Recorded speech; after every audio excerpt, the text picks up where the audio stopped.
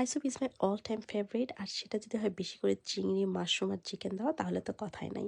তো কালকের আগের দিন আমি সন্ধ্যায় বিকালের নাস্তায় নুডলস আর থাই স্যুপ বানিয়েছিলাম। এখানে আমি চিংড়ি, মাশরুম আর চিকেনের সাথে অক্টোপাসও দিয়েছি। অক্টোপাসের যে চিউই ভাবটা না এটা আমার খুবই পছন্দ। আর আমি ম্যাগি থাই স্যুপ ইউজ করছিলাম। তো এইখানে সাধারণত ম্যাগি থাই স্যুপটা আমি বেশি দেখি না।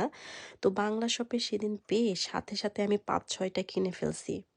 এখানকার বাংলা শপগুলাতে যদি থাই স্যুপ আসেও বেশিদিন থাকে না। মানে মানুষ কিনে নিয়ে চলে যায়। এটার এতই চাহিদা। এর আগে আব্বু দেশ থেকে কয়েকটা পাঠাইছিল। ওগুলো খাওয়া শেষ। তো আবার আমি কিনছি ৫-৬ টার মতো।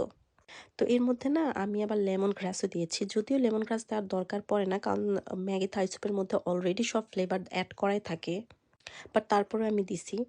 আর আমি না মানে করছিলাম থাই স্যুপের সাথে খাওয়ার জন্য যে ভিনেগারের মধ্যে কাঁচামরিচ ডুবানো থাকে না? তো আমার কাছে তো ভিনেগার ছিল না। এই কারণে আমি কাঁচামরিচটা একটু পানি আর লেবুর রসের মধ্যে ডুবায় রাখছিলাম। একদম ভিনেগারের মধ্যে কাঁচামরিচ ডুবায় রাখলে যেরকম লাগে ঐরকম লাগতেছিল। এই যে আমার থাই স্যুপটা রেডি। এখন গরম, গরম থাই স্যুপ পরিবেশন করা হবে।